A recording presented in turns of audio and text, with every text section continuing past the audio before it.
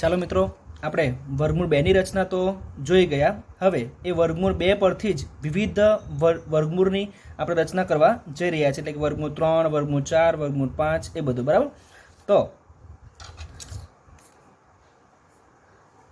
આ ઓ બિંદુ આપણે ધારો કે લઈ લઈએ 0 ને, પછી તેના આગળથી આપણે સેન્ટીમીટરના હિસાબે 1 સેન્ટીમીટર, 2 સેન્ટીમીટર, 3 સેન્ટીમીટર આવી રીતના તમે દર્શાવી શકો. મિનિમમ 1 દર્શાવવું ઇનફ છે. ચાલ, તો જેવી રીતના આપણે જોયું તો કે આ 1 સેન્ટીમીટર આપણે લીધું ઓ એ, બરાબર, 1 સેન્ટીમીટર, અને 1 સેન્ટીમીટર આગળ તમે આ રીતના સ્કેલની મદદથી પણ બરાબર રેખા આવે તે પ્રમાણે પણ લંબ દોરી શકો છો.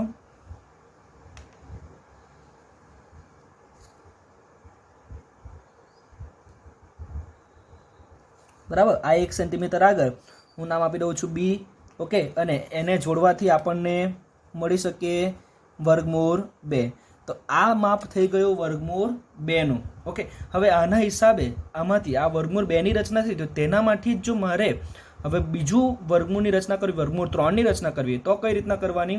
તો કે આપણે જોઈ ગયા આની આગળના વિડીયોની અંદર કે વર્ગમૂળ 2નું માપ જે છે તેમાં જ હજુ પાછું લંબ 1નું દોરવાનું. તો મારે આ વર્ગમૂળ 2ને લંબાવવું પડશે.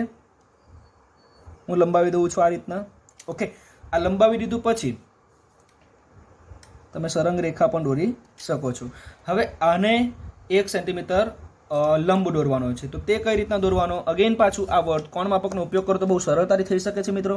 તો કોણ માપક જે તમારું બિંદુ બી છે ત્યાં આગળ રાખી દો, અને 90 એંગલ આગળ આ જે 90 લખ્યા છે ત્યાં આગળ એક બિંદુ દોરીને તમે એને લંબ દોરી શકો છો 1 સેન્ટીમીટર. આમ સ્કેલ બરાબર મૂકવાની મિત્રો ભૂમિતિની અંદર.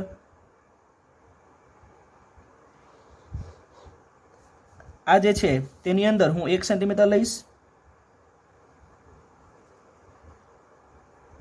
આ રીતનું 1 સેન્ટીમીટર. હવે મારી પાસે આ બિંદુ જે છે એ વર્ગમૂળ 2 છે, બરાબર. આ બિંદુ છે મારી પાસે 1 સેન્ટીમીટર, આ વર્ગમૂળ 2 સેન્ટીમીટર. તો અગેન મને જે મળશે આ વર્ગમૂળ કુંટલ, એટલે કે બિંદુ ધારો કે આપણે દઈએ સી આ બિંદુને, તો એ સી અને ઓ ને જોડીશ તો ઓસી મને મળશે 3 સેન્ટીમીટર, વર્ગમૂળ 3 સેન્ટીમીટર. કેવી રીતના? તો આપણે જોયું તે અનુસાર આ જે ઓસી જે છે એ આ ત્રિકોણ OBCમાં, બરાબર, ત્રિકોણ OBCમાં ઓસીનો વર્ગ બરાબર ઓબીનો વર્ગ વત્તા બીસીનો વર્ગ થાય. હવે ઓબી મારી પાસે કેટલા છે? તો કે વર્ગમૂળ 2 આખાનો વર્ગ વત્તા બીસી મારી પાસે કેટલા છે? 1 આખાનો વર્ગ. મેં તમને કહ્યું તો પાછળની સંખ્યા જે છે તેને હંમેશા 1 રાખો, તે સરળતા રહે છે એટલા માટે. બરાબર. તો વર્ગમૂળ 2નો વર્ગ 2 જ આવશે. ઓકે, અને અગેન પાછી 1નો વર્ગ 1. તો આ રીતના ઓસી મળ્યો તમને 3, ઓસીનો વર્ગ મળ્યો 3, તો મને ઓસી મળશે વર્ગમૂળમાં 3. તો આ રીતના ઓસી આપણને મળ્યો વર્ગમૂળમાં 3. હવે અગેન આપણો જે પહેલો વિડીયો જે હતો વર્ગમૂળ 2નો, એ જ રીતના આ ઓસીના માપનો જ આપણે ચાપ દોરીશું કે જેથી સંખ્યા રેખા પર આપણને વર્ગમૂળ 3 દર્શાવી શકાશે. તો તમે જોઈ શકો છો ઓસીના માપનો હું ચાપ અહીં દોરવા જઈ રહ્યો છું. બરાબર, ધ્યાનપૂર્વક જોજો.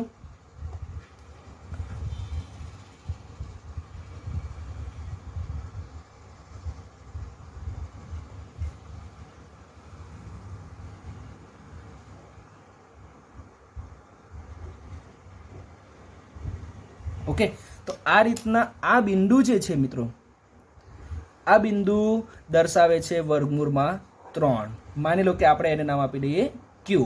તો ક્યુ ઇઝ ઇક્વલ ટુ વર્ગમૂળમાં 3. તો આ રીતના વર્ગમૂળ 2ની રચના પરથી આપણે વર્ગમૂળ 3ની રચના કરી. હવે અગેન પાછું આ જ નિયમના આધારે, ઓકે, આ જ નિયમના આધારે અગેન પાછા આપણને જે વર્ગમૂળ 3 મળ્યા તેમાં આપણે વર્ગમૂળ 4ની રચના કરવી હોય તો કે વર્ગમૂળ 3 તો તમારી પાસે છે જ, અને વર્ગમૂળ 4 મેળવવા છે. હવે બરાબર ધ્યાન રાખજો મિત્રો, તમે સાબિત કેવી રીતના કરી શકો કે આ વર્ગમૂળ 2 છે, વર્ગમૂળ 3 છે, બરાબર. તો તમે માપપટ્ટીની મદદથી, ફૂટપટ્ટીની મદદથી તમે માપી પણ શકો છો.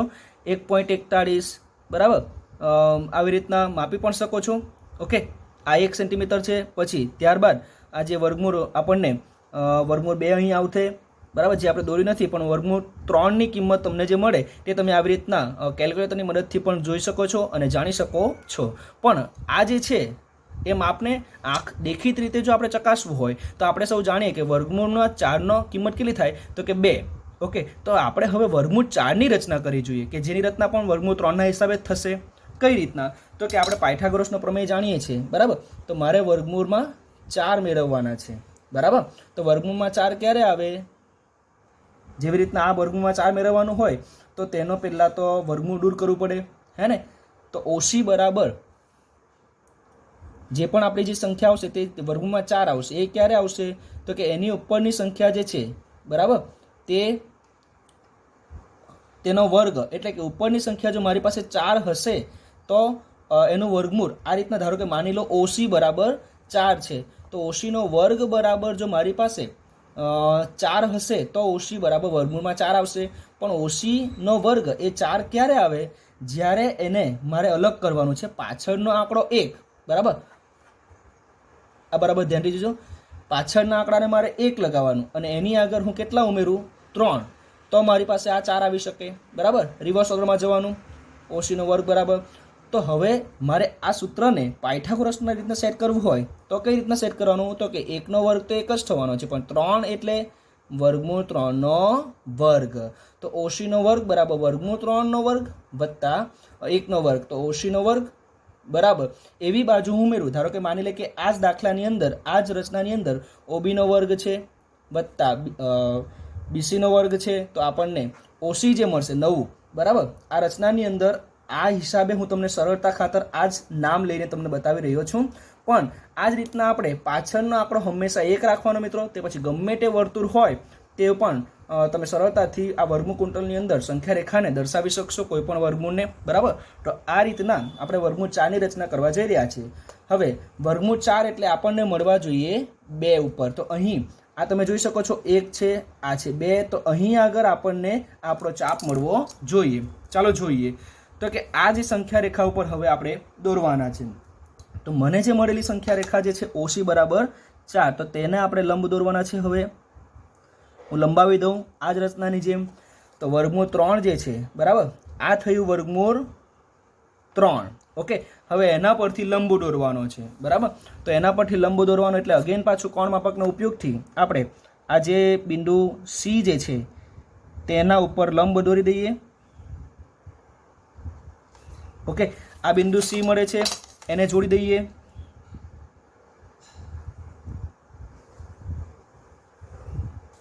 ક્લિયર? અને તેના ઉપર આપણે 1 સેન્ટીમીટર લઈ લઈએ.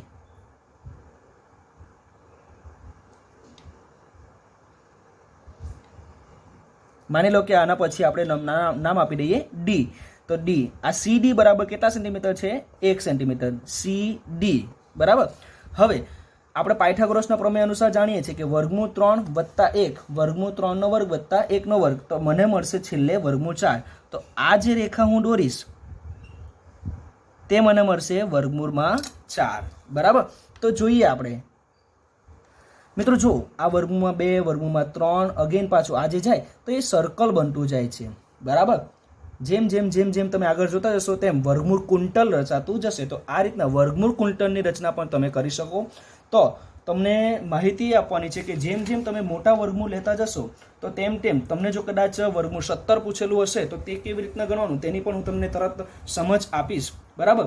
હવે આની સમજ જે છે લઈ લેશો પછી સરળતાથી આપણે મોટા વર્ગમૂળ જે છે તેના માટે હવે આપણે બધા વર્ગમૂળ લેવાની જરૂર રહેતી નથી. તો સૌપ્રથમ આપણે આ વર્ગમૂળ 4ની રચના કરી લઈએ. તો વર્ગમૂળ 4 જેટલો આપણે ચાપ લગાવીએ.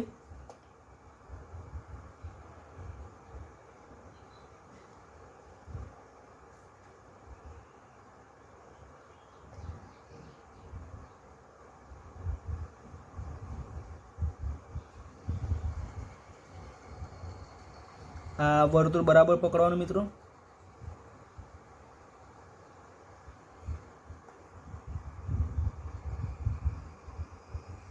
તમે જોઈ શકો છો આ વર્ગમૂળમાં 2, વર્ગમૂળમાં 4 એ એક્ઝેક્ટલી 2 આગળ આવે છે, બરાબર. તો આપણી રચના અહીં વર્ગમૂળ 4નો રચના જે છે આપણને આ 2 આગળ મળે છે અને આપણે સૌ જાણીએ છીએ કે વર્ગમૂળ 4નું વર્ગમૂળ કેટલા થાય તો કે ±2, એટલે કે આપણે 2 મળે છે અહીંયા. તો આપણી રચના બરાબર છે. ઓકે, તો આ થઈ રચના વર્ગમૂળ 2 અને વર્ગમૂળ 3ની અને વર્ગમૂળ 4ની. હવે વર્ગમૂળ 5 આવે તો શું કરવાનું મિત્રો? સરળતા ખાતર તમે આ બધા વર્તુળ તો દોરવાના જ છો, બરાબર? બરાબર ધ્યાન આપજો મિત્રો. તો કે આ બધા વર્તુળ તો તમે દોરવાના જ છો, પણ એક વર્ગમૂળ 3 અને વર્ગમૂળ 2નું જે છે એનું સરળ છે. પણ હજુ ધારો કે વર્ગમૂળ 5નું શોધવું હોય, બરાબર, તો શું મારે આ બધા દોર્યા જ કરવાના? ના મિત્રો. હવે વર્ગમૂળ 5 કેવી રીતના કરવાનું ને તેની હું તમને સમજ આપું, બરાબર? ધ્યાનપૂર્વક જોજો. ચાલો મિત્રો, વર્ગમૂળ 5ની રચના કરવાની છે, બરાબર? તો વર્ગમૂળ 5 સૌપ્રથમ તો આપણે રિવર્સ ઓર્ડરમાં જેવી રીતના જઈએ છીએ એ જ રીતના માની લો કે એક ત્રિકોણ જે છે એ આવી રીતના એક ત્રિકોણ છે, કાટકોણ ત્રિકોણ OAB, બરાબર? મને વર્ગમૂળ 5 જોઈએ છે, બરાબર? કયો? તો કે કર્ણ વર્ગમૂળ 5 જોઈએ. આ ક્યારે આવશે વર્ગમૂળ 5? OB બરાબર વર્ગમૂળ 5 જોઈએ. તો OB બરાબર વર્ગમૂળ 5 ક્યારે આવે? જ્યારે OB નો વર્ગ 5 હોય ત્યારે, બરાબર? બરાબર સમજો મિત્રો, OB નો વર્ગ 5 હોય ત્યારે. આ OB નો વર્ગ 5 છે તો હું આને આવી રીતના પણ લખી શકું, OB નો વર્ગ બરાબર. અગેન પાછું મેં તમને કીધું તે અનુસાર પાછળનો આંકડો તો એક જ રાખવાનો અને એને વિભાજિત કરી નાખો 5માં. તો કે 5 ક્યારે આવે? તો કે 5 એ 4 + 1 કરે તો આવી શકે, 1 બાદ કરી નાખીએ તો 4 + 1 બરાબર 5 આવે. અગેન હવે આપણે પાયથાગોરસની રીતે સેટ કરવાનું છે. તો કે પાયથાગોરસની રીતે સેટ કરવાનું એટલે શું? તો કે આને વર્ગમાં ફેરવાનું. તો 1નો વર્ગ તો 1 જ થવાનો, બરાબર? પણ 2 જે છે 4 જે છે એને વર્ગમાં ફેરવવું હોય તો તે કઈ રીતના થાય? તો કે 2નો વર્ગ બરાબર 4 થાય. આ સ્ટેપ બરાબર સમજવાનું. તો OB નો વર્ગ બરાબર 2નો વર્ગ + 4. તો આપણે અહીંયા જે લખીએ છીએ, હવે આ આકૃતિની અંદર જોજો, તો કે OB નો વર્ગ, મારે OB અને AB ને બધું સંલગ્ન જોવું હોય તો પાયથાગોરસ કઈ છે? તો કે OB નો વર્ગ બરાબર OA નો વર્ગ + AB નો વર્ગ. તો મારી પાસે OA કેટલા આવ્યા? 2. આ વર્ગ કેન્સલ થઈ જાય ને બંને સરખા. તો OA મારી પાસે આવ્યા 2 અને અગેન AB આપણી પાસે છે 1. આ 1 તો અચર જ રહેશે, પણ જ્યારે મોટા વર્ગમૂળ આવતા જશે તેમ તેમ આપણે દરેક વખતે પેલા આગળના વર્ગમૂળ દોરવાની જરૂર નથી, બરાબર? તો હવે આપણે OA બરાબર ડાયરેક્ટલી 2 લઈને પણ વર્ગમૂળ 5ની કિંમત સંખ્યા રેખા ઉપર દર્શાવી શકીએ. તો ચાલો આપણે વર્ગમૂળ 5ની રચના કરીએ. સૌપ્રથમ અગેન જેમ આપણે સંખ્યા રેખા દોરીએ છીએ એ જ રીતના સંખ્યા રેખા દોરી દીધી. કોઈ પણ બિંદુને આપણે નામ આપી દઈએ O, અને ત્યાંથી હવે આપણે કેટલા લેવાના છે? અગાઉના સેશનની અંદર આપણે વાતો કરી તો બધા વર્ગમૂળ દોરતા હતા, પણ હવે આપણે 2 બાજુ આપણને મળી ગઈ કે એક બાજુ આપણે 2 ડાયરેક્ટ લઈ શકીએ. તો ડાયરેક્ટલી હું અહીંયા 2 લઉં છું, બરાબર? અને બીજી બાજુ જે છે આ ધારો કે નામ આપી દઉં OA બરાબર 2 સેન્ટીમીટર. અને જેવી રીતના આપણે શીખી રહ્યા છીએ તે અનુસાર મારે લંબ દોરવું છે અહીંથી. તો અગેન પાછો આ બિંદુ આગળ હું કોણ માપકને મૂકી દઈશ અને 90 એંગલે જે બિંદુ આવે અહીંયા પોઈન્ટ ઉપર તેને હું જોડી દઈશ અને એ જ રેખા ઉપર 1 સેન્ટીમીટર લઈ લઈશ.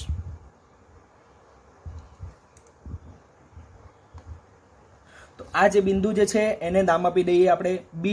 તો આ 1 સેન્ટીમીટર થયું, આ 2 સેન્ટીમીટર થયું. તો પાયથાગોરસનો પ્રમેય શું કહે છે કે આ બાજુનો વર્ગ + આ બાજુનો વર્ગ બરાબર કર્ણનો વર્ગ થશે. તો આપણે કર્ણ દોરી દઈએ પાયથાગોરસના પ્રમેય અનુસાર.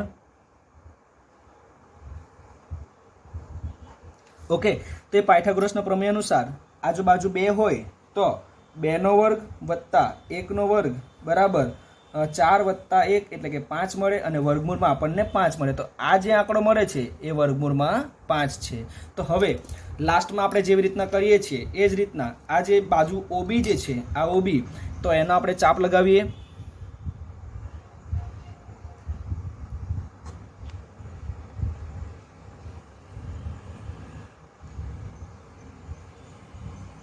ઓકે, તો એ OB જે છે ચાપ આપણે આ રીતના લગાવી શકીએ છીએ. તો અહીંયા જે બિંદુ મળે તેની કિંમત હશે, ધારો કે આપણે એને નામ આપી દઈએ R. ઓકે, તો એ આર હશે વર્ગમૂળમાં 5, કારણ કે આ એક જ ત્રિજ્યા થયું, આ કેન્દ્ર એને આપણે અનુરૂપ ત્રિજ્યા લઈને જો ચાપ લગાવીએ તો અહીંયા પણ માપ જે સરખું છે એ જ અહીંયા જ આવશે, બરાબર. એટલા માટે આ જે વર્ગમૂળ 5 થશે. તો આ જ રીતના આ વર્ગમૂળ 5ને હિસાબે તમને ખ્યાલ આવી ગયો હશે કે આગળના જે વર્ગમૂળ જે છે તે કઈ રીતના કરવાના. હું તમને એક લાસ્ટ ઉદાહરણ આપી દઉં કે જેને આધારે તમે અગાઉની રચના પણ કરી શકશો.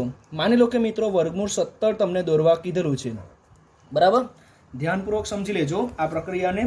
વર્ગમૂળ 17 તમને દોરવા કીધું છે તો તે કઈ રીતના દોરવાનું? Same as the step. તો કે પહેલાં મારે જોઈએ છે, ધારો કે આ જ નામ હું દર્શાવીશ, બરાબર. ઓકે, તમે બરાબર ધ્યાનથી જોજો. ઓ બી બરાબર મને જોઈશે વર્ગમૂળમાં 17, ક્લિયર? વર્ગમૂળમાં 17. તો મારે આને રિવર્સ સ્ટેપ જવાનું. ઓબીનો વર્ગ કેટલા લાવવું પડે? તો કે 17, ક્લિયર? વર્ગમૂળ દૂર થઈ જાય તો 17 આવશે. ઓકે, તો ઓબીને 17 સેટ કરવાનો, તો 17ને મારે સેટ કરવા માટે એક અલગથી છૂટો પાડવાનો. તો કેટલા વત્તા 1 કરું તો 17 થાય? 16, બરાબર. 16 વત્તા 1 બરાબર 17. ઓબીનો વર્ગ બરાબર. હવે ઓબીનો વર્ગ બરાબર. હવે આ સ્ટેપ આવી જાય એટલે એને શામાં કન્વર્ટ કરવાનું? વર્ગવાલામાં. તો 1નો વર્ગ તો લખી જ દેવાનો. 1નો વર્ગ એટલે 1 થાય.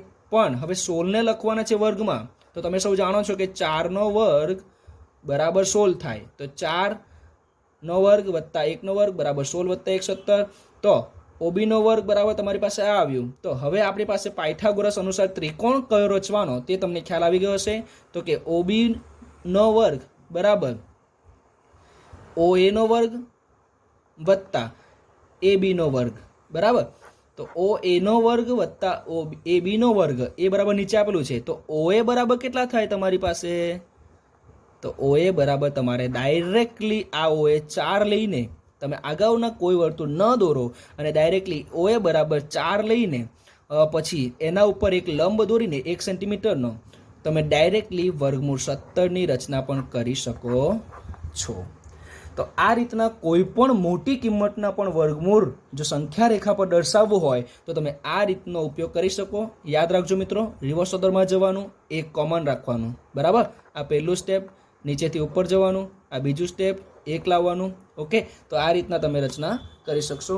આઈ હોપ તમને ખ્યાલ આવ્યો હશે, બરાબર. આની પ્રારંભિક માહિતી, આ સમય સંખ્યાઓ જે છે એનું નિરૂપણ કોણે કઈ રીતના કરેલું ને આ બધી માહિતી તમને અહીં દર્શાવેલી છે આ ચેનલ ઉપર. તો તમે જોજો આગળના વિડીયો. અને આના પછી પણ આપણે સમય સંખ્યાઓ જે છે તેના પછી અસમય સંખ્યાઓ આવશે તેના વિશે આપણે ચર્ચા કરીશું. ઓકે, મળીશું આપણે નેક્સ્ટ લેક્ચરની અંદર.